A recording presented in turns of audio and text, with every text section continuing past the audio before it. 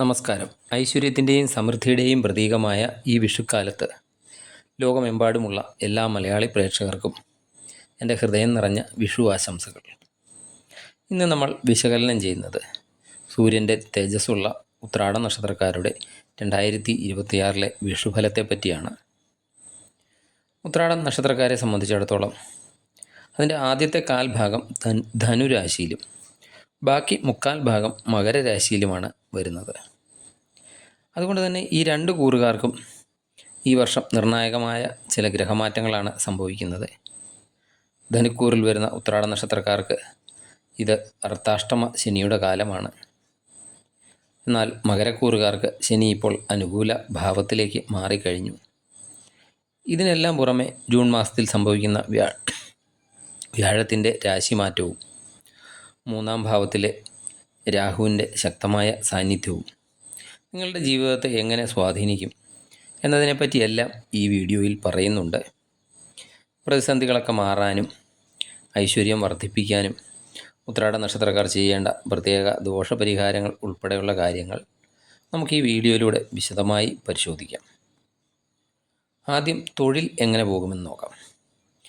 ഉത്രാട നക്ഷത്രക്കാരെ സംബന്ധിച്ചിടത്തോളം ഈ വിഷുക്കാലം കർമ്മരംഗത്ത് വലിയ കുതിച്ചുചാട്ടങ്ങൾക്കും അതുപോലെ തന്നെ ചില മുൻകരുതലുകൾക്കും സാക്ഷ്യം വഹിക്കുന്ന ഒരു കാലമാണ്. സൂര്യൻ്റെ നക്ഷത്രമായതുകൊണ്ട് തന്നെ ഭരണപരമായ കഴിവുകളൊക്കെ പ്രകടിപ്പിക്കാനും നേതൃസ്ഥാനങ്ങളിലൊക്കെ എത്താനും നിങ്ങൾക്ക് ഈ വർഷം സാധിക്കുന്നതാണ്. ധനുക്കൂറുകാർക്ക് ഇപ്പോൾ ശനിയുടെ സ്വാധീനത്തിലാണെങ്കിലും വ്യാഴം 7ാം ഭാവത്തിൽ നിൽക്കുന്നത് വലിയ ആശ്വാസം നൽകും. ഈ വർഷം അനുകൂലമായ സ്ഥാനക്കയറ്റമോ ആഗ്രഹിച്ച സ്ഥലത്തേക്ക് മാറ്റമോ ഒക്കെ പ്രതീക്ഷിക്കാം.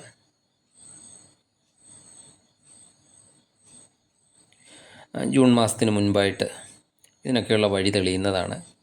മകരക്കൂറുകാർക്ക് ശനി അനുകൂലമായതിനാൽ ജോലിയിലെ തടസ്സങ്ങളൊക്കെ നീങ്ങുകയും പുതിയ ഉത്തരവാദിത്തങ്ങളൊക്കെ തേടിയെത്തുകയും ചെയ്യുന്നതാണ്. വിദേശത്തൊക്കെ ജോലി ആഗ്രഹിക്കുന്നവർക്കും ഈ സമയം സുവർണ്ണ അവസരമാണ്. ഇനി ബിസിനസ്സുകാർക്ക് എങ്ങനെയുണ്ടെന്ന് നോക്കാം. പുതിയ സംരംഭങ്ങളൊക്കെ തുടങ്ങാൻ ആഗ്രഹിക്കുന്ന ഉത്രാട നക്ഷത്രക്കാർക്ക് നല്ല ധൈര്യവും ആത്മവിശ്വാസവും ഒക്കെ ലഭിക്കുന്നതാണ്. കൺസ്ട്രക്ഷൻ മേഖല, റിയൽ എസ്റ്റേറ്റ് മേഖല, IT മേഖല എന്നിവയിലൊക്കെ പ്രവർത്തിക്കുന്നവർക്ക് ഈ വർഷം സാമ്പത്തികമായിട്ട് നല്ല നേട്ടങ്ങളൊക്കെ ഉണ്ടാക്കാൻ സാധിക്കുന്നതാണ്. പങ്കാളിത്ത ബിസിനസ്സുകളൊക്കെ ചെയ്യുന്നവർക്ക് ലാഭകരമായ കരാറുകളിലൊക്കെ ഒപ്പിടാനും സാധിക്കുന്നതാണ്. ഇനി സാമ്പത്തിക സ്ഥിതി എങ്ങനെ പോകുമെന്ന് നോക്കാം. സാമ്പത്തികമായി ഈ വർഷം നിങ്ങൾക്ക് വളരെ മെച്ചപ്പെട്ട ഫലങ്ങളാണ് കാണുന്നത്. അപ്രതീക്ഷിത സ്രോതസ്സുകളിൽ നിന്ന് ധനലാഭം ഉണ്ടാകാം. അതുപോലെ പഴയ നിക്ഷേപങ്ങളിൽ നിന്ന് ലാഭം ഉണ്ടാകാനും സാധ്യതയുണ്ട്. ധനുക്കൂറുകാർ വീട് നവീകരണത്തിനോ വസ്തു വാങ്ങുമ്പോഴോ ചിലവിൻ്റെ കാര്യത്തിൽ അല്പം ശ്രദ്ധ കൊടുക്കേണ്ടതാണ്.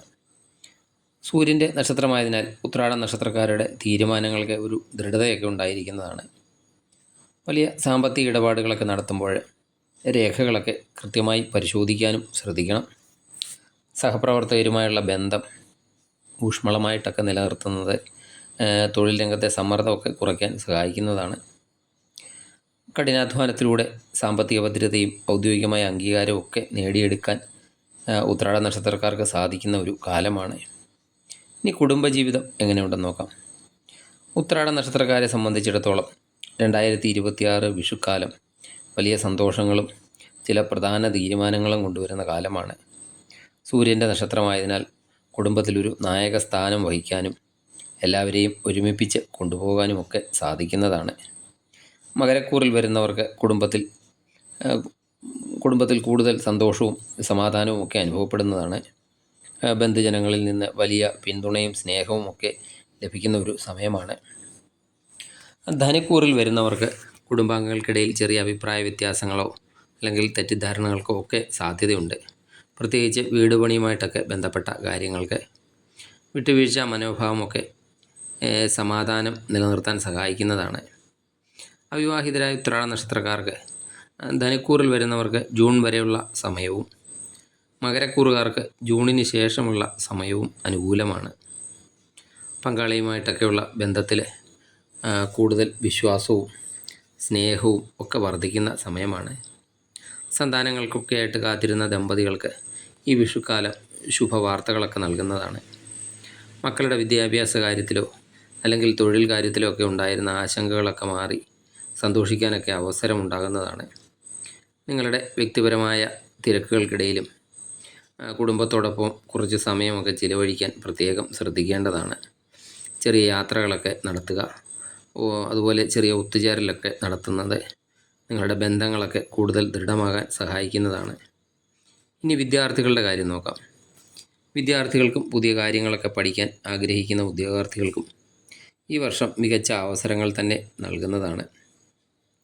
ഉന്നത വിദ്യാഭ്യാസത്തിനായിട്ട് വിദേശത്തേക്കോ അല്ലെങ്കിൽ ദൂരദേശത്തേക്കോ ഒക്കെ പോകാൻ ആഗ്രഹിക്കുന്നവർക്ക് വലിയ പിന്തുണയൊക്കെ ലഭിക്കുന്നതാണ്. ഗവേഷണ രംഗത്തുള്ളവർക്കും സാങ്കേതിക വിദ്യയൊക്കെ അഭ്യസിക്കുന്നവർക്കും ഈ സമയം അനുകൂല കാലമാണ്. ധനുക്കൂറുകാർക്ക് പഠനത്തിലിടയ്ക്ക് ചെറിയ മടുപ്പോ അല്ലെങ്കിൽ ശ്രദ്ധക്കുറവോ ഒക്കെ അനുഭവപ്പെടാം.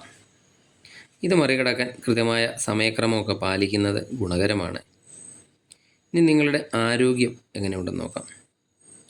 ആരോഗ്യകാര്യത്തിൽ ഉത്രാട നക്ഷത്രക്കാർ ഈ വർഷം അല്പം അച്ചടക്കം പാലിക്കേണ്ടതാണ്. മകരക്കൂറുകാർക്ക് ആരോഗ്യസ്ഥിതി പൊതുവെ തൃപ്തികരമായിരിക്കും. എങ്കിലും എല്ലുകൾക്കും അതുപോലെ സന്ധികൾക്ക് ഉണ്ടാകുന്ന ജോയിൻറ്റ് പെയിന് ഇതൊക്കെ അല്പം ശ്രദ്ധ നൽകുന്നത് നല്ലതാണ്.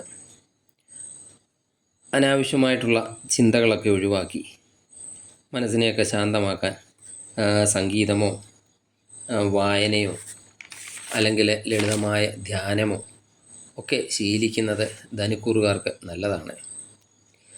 അതുപോലെ ധനുക്കൂറുകാർക്ക് നെഞ്ച് സംബന്ധമായ അസ്വസ്ഥതകളോ ശ്വാസകോശ സംബന്ധമായ ചെറിയ ബുദ്ധിമുട്ടുകളോ ഒക്കെ ഉണ്ടാകാതെയും ശ്രദ്ധിക്കണം.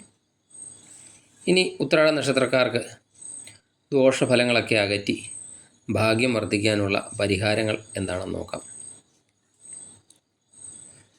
നിങ്ങളുടെ നക്ഷത്രനാഥൻ സൂര്യനായതുകൊണ്ട് തന്നെ രാവിലെ ആദിത്യ ഹൃദയം ജപിക്കുന്നത് ഏറ്റവും വലിയ ഒരു പരിഹാരമാണ്.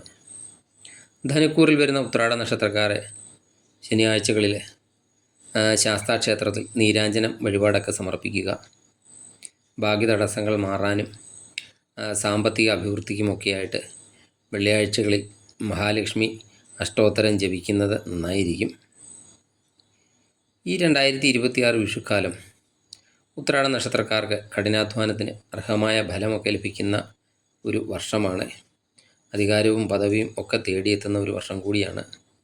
നിങ്ങൾക്ക് ഈ വീഡിയോ ഇഷ്ടമായാൽ ലൈക്ക് ചെയ്യാനും സബ്സ്ക്രൈബ് ചെയ്യാതെ കാണുന്നവർ ദയവായി സബ്സ്ക്രൈബ് ചെയ്ത് കാണാനും ശ്രദ്ധിക്കുക. ഈ വിഷുക്കാലം നിങ്ങളുടെ എല്ലാ ആഗ്രഹങ്ങളും സഫലമാക്കട്ടെ എന്ന് പ്രാർത്ഥിക്കുന്നു. എല്ലാവർക്കും ഒരിക്കൽ കൂടി എൻ്റെ ഹൃദയം നിറഞ്ഞ വിഷു ആശംസകൾ. നന്ദി, നമസ്കാരം.